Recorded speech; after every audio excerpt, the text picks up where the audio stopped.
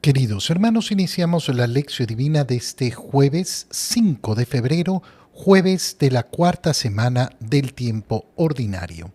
Por la señal de la Santa Cruz de nuestros enemigos, líbranos, Señor Dios nuestro, en el nombre del Padre, y del Hijo, y del Espíritu Santo. Amén. Señor mío, Dios mío, creo firmemente que estás aquí, que me ves, que me oyes. Te adoro con profunda reverencia, te pido perdón de mis pecados y gracia para hacer con fruto este tiempo de lección divina. Madre mía Inmaculada, San José, mi Padre y Señor, Ángel de mi guarda, interceded por mí. En la primera lectura de este día jueves leemos el primer libro de los Reyes, capítulo 2, versículos 1 al 4 y 10 al 12. En aquel tiempo, sintiendo que se acercaba el día de su muerte, David le hizo estas recomendaciones a su hijo Salomón. Yo ya me voy por el camino de todos los mortales. Ten valor y sé todo un hombre. Cumple los mandamientos del Señor tu Dios. Camina por sus sendas y observa sus preceptos, órdenes, decretos e instrucciones, tal como están escritos en la ley de Moisés.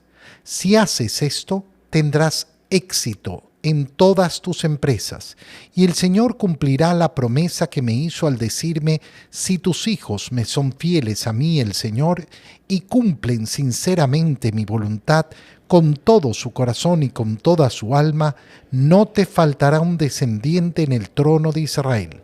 Cuando el rey David murió, lo sepultaron en la llamada ciudad de David. Reinó sobre Israel durante 40 años, 7 en Hebrón y 33 en Jerusalén.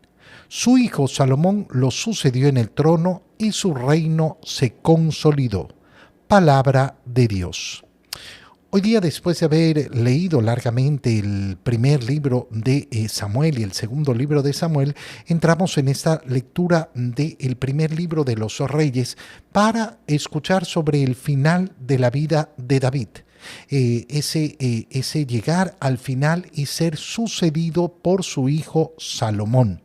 Salomón, que va a tener, entre otras cosas, ese poner en edificación, poner en práctica todo lo que había planificado su padre David sobre la construcción del templo, ese famoso templo de Jerusalén conocido como el templo de Salomón.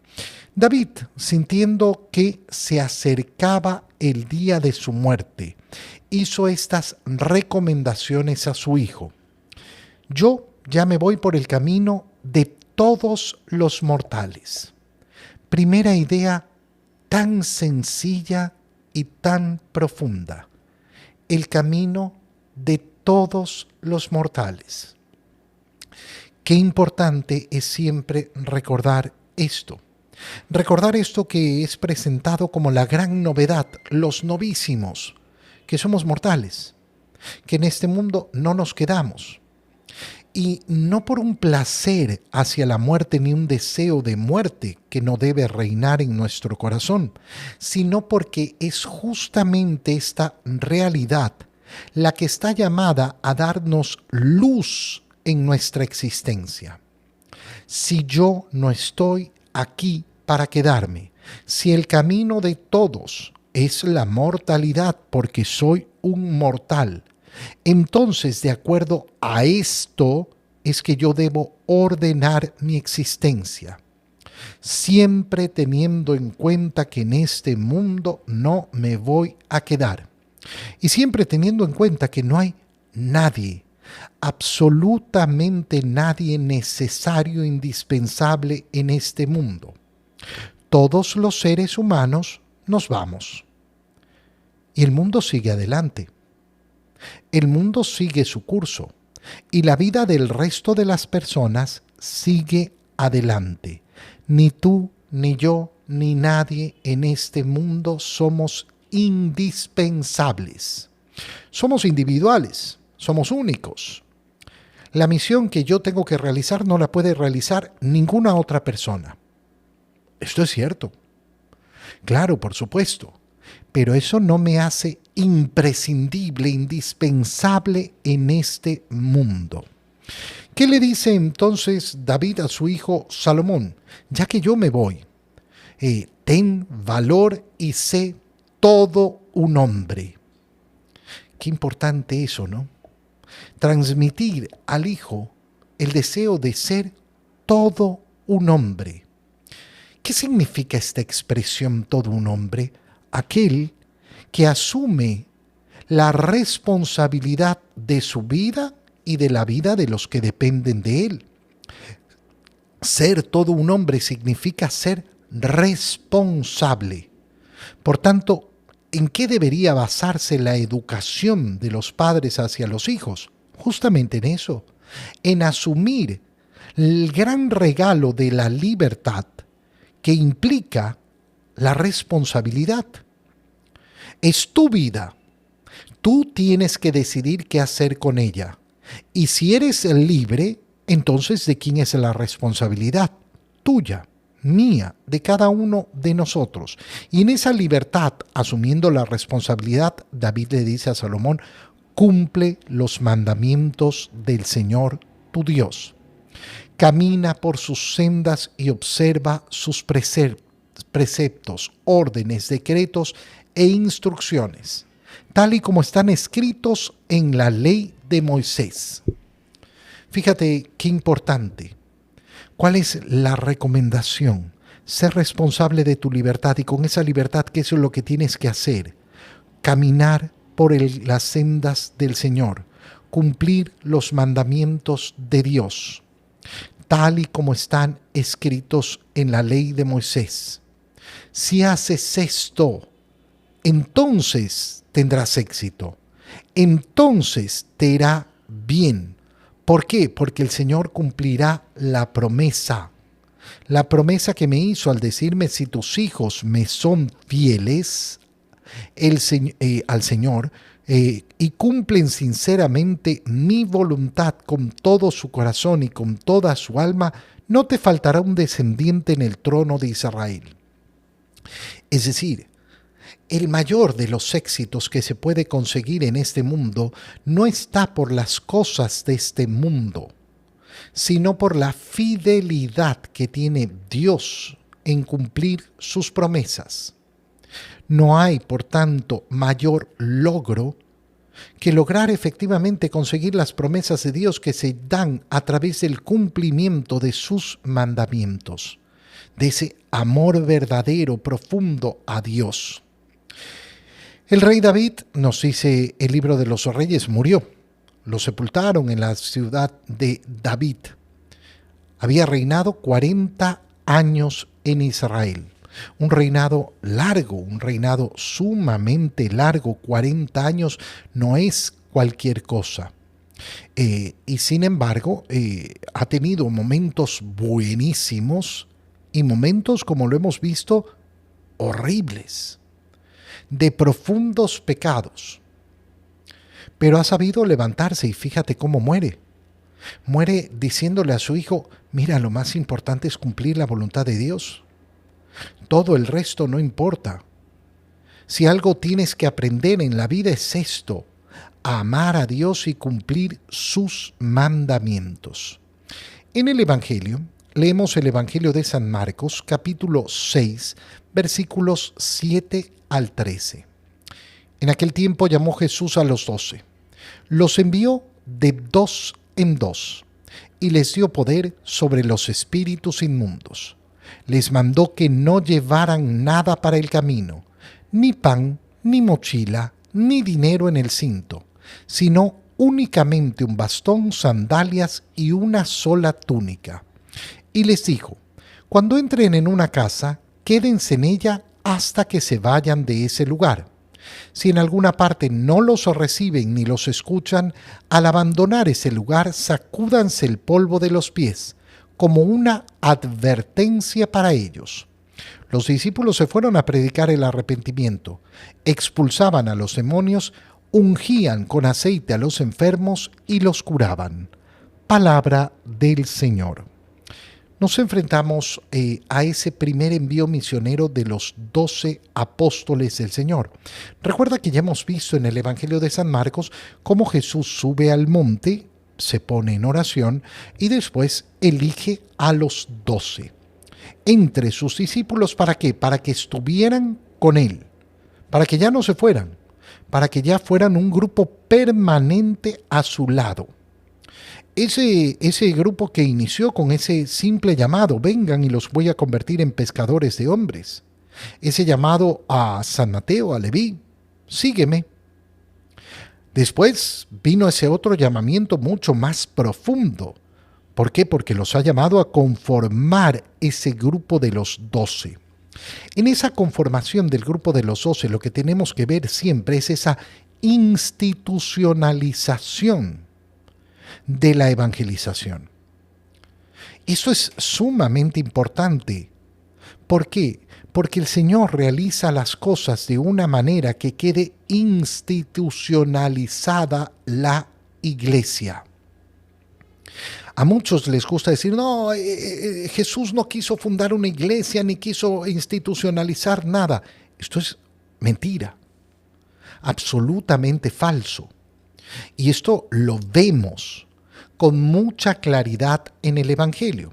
Cuando una persona no quiere ver las cosas, no las va a ver. Y va a buscar las interpretaciones idas y por haber para no encontrar la necesidad de esa institución que se llama iglesia, que no es una institución humana, que no es una ONG, que no es un conglomerado de naciones, ni es no sé qué. Es una institución divina. Es el cuerpo místico de Cristo. Es una institución espiritual. Y entonces va a tener connotaciones y va a tener formas completamente distintas a lo que estamos acostumbrados en las instituciones humanas. Y por eso descubrimos en la iglesia aquella institución que permanece a pesar del cambio de los tiempos, a pesar de que ha tenido que enfrentar todo tipo de situaciones y sigue perseverando ¿en qué? En la promesa del Señor, en la fuerza del Señor, en la gracia del Señor. Jesús llama a los 12 y los envía de 2 en 2. Fíjate qué importante es esto, porque parecería una cosa que, bueno, los envío de 2 en 2 para que no estén solitos. No podemos decir simplemente para que no estén solitos.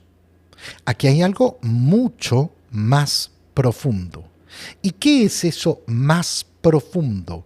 Que no van representándose a sí mismo, que no van solamente porque, bueno, yo voy por mi cuenta. No, van como iglesia. Van a predicar el Evangelio, son enviados como iglesia, como pertenecientes a esta comunidad de Cristo. Y por eso ese de 2 en 2, no individualmente, es precioso y tan profundo la labor de la iglesia, que cada uno de nosotros tiene que asumir de manera individual. Yo tengo que responder al llamado. Cada uno de los apóstoles ha respondido al llamado del Señor de manera individual, pero no se realiza en la individualidad. No se realiza separado del conjunto, no se realiza separado del cuerpo místico de Cristo. Se realiza siempre en común unión, en comunión. Qué precioso es darnos cuenta del significado de ese de 2 en 2. Les da además poderes sobre los espíritus inmundos. Qué tranquilidad que tenemos que tener en nuestro corazón sabiendo que al pertenecer a la iglesia y al hacer mía esa misión de anunciar el Evangelio, que eso es lo que tengo ese poder sobre los espíritus inmundos. Cuando una persona no pertenece a la iglesia, cuando no está viviendo verdaderamente en esa comunión, se podrá llenar de tantos pavores y tantos miedos y efectivamente recibirá tantos ataques del demonio. Pero cuando vivimos verdaderamente en la gracia de ser iglesia, vivimos con este convencimiento de tener el poder sobre los espíritus inmundos. No estamos hablando del poder para realizar exorcismos. Estamos hablando del poder de vencer al mal, de vencer al demonio, de vencer a Satanás, de que yo no tengo temor de tener que enfrentar lo que tenga que enfrentar, porque lo enfrento como miembro de la iglesia, la esposa de Cristo, a la cual Cristo le ha dado su vida, le ha dado todo su cuerpo, toda su sangre. Les manda, además, que no lleven nada para el camino. Después el Señor les dirá en otro momento, ahora sí. En un momento los envié sin nada, que no lleven ni pan, ni mochila, ni dinero en el cinto, solo lo necesario. Pero después vendrá un momento en el que el Señor les dirá, no, ahora sí lleven todo. Ahora sí prepárense. ¿Por qué? Porque depende del momento de la misión. Y es precioso darse cuenta que hay momentos en que el Señor espera que confiemos completamente en Él. Fíjate cómo se une esto a lo que meditábamos el día de ayer sobre esa falsa pretensión de tener seguridades. No, es que yo tengo que estar seguro, yo tengo que estar seguro. Bueno, en el camino del discipulado, yo tengo que confiar en el Señor. Y qué bonito es darnos cuenta que esa pobreza espiritual que yo estoy llamado a vivir y que la vimos en las bienaventuranzas que leímos el domingo pasado, ese ser pobres de espíritu implica ser capaces de despojarnos de las cosas necesarias, no tener superficialidades en mi vida, pero además despojarme de aquello que es necesario para entonces conocer cuánto vale el confiar en el Señor. Cuando entren en una casa, quédense en ella hasta que se vayan del lugar. No anden viendo la casa de al lado. Ay, pero es que al lado está mejor la situación, al lado tienen mejor comida, al lado tienen mejor techo, al lado tienen mejor cama. La envidia hacia la misión de otro puede suceder en cualquier nivel de la iglesia. Imagínate, por ejemplo, un sacerdote que tiene envidia de la parroquia que tiene el otro sacerdote. Un sacerdote que tiene envidia de la misión que realiza el otro. No, pero es que a mí me gustaría hacer lo que el otro hace. Tú haz lo tuyo. Tú mira la casa que te tocó a ti. Este es el lugar en el que tienes que estar. Y esto lo vemos desde la tierna infancia, ¿eh? Ay, es que la casa de mi amigo es mejor, los papás de mi amigo son mejor. No, esta es tu casa, esta es tu realidad, estos son tus padres. Este es el mejor lugar que existe para ti. Dios no ha querido otro para ti. Si en algún lugar no los reciben, ni los escuchan, bueno, abandonen ese lugar, sacúdanse los pies para advertirles. Pero fíjate cómo el Señor los manda a predicar. Y predicar el Evangelio significa respetar la libertad. Pero es que no nos quieren escuchar. Bueno, no nos quieren escuchar. Punto. Yo podré advertirles, miren ustedes, pero jamás se podrá predicar el Evangelio sin amor a la libertad, porque no tener amor a la libertad del otro significa no amar al otro. Los discípulos se fueron a predicar el arrepentimiento y efectivamente expulsaban a los demonios y curaban a los enfermos. En la confianza en el Señor, ese discipulado siempre da frutos. Te doy gracias, Dios mío, por los buenos propósitos, afectos e inspiraciones que me has comunicado en este tiempo de lección divina. Te pido ayuda para ponerlos por obra. Madre mía Inmaculada, San José, mi Padre y Señor, Ángel de mi guarda, interceded por mí. María, Madre de la Iglesia, ruega por nosotros. Queridos hermanos, que el Señor los bendiga, los cuide y los proteja. En el nombre del Padre, y del Hijo, y del Espíritu Santo. Amén. Que tengan todos un muy feliz día.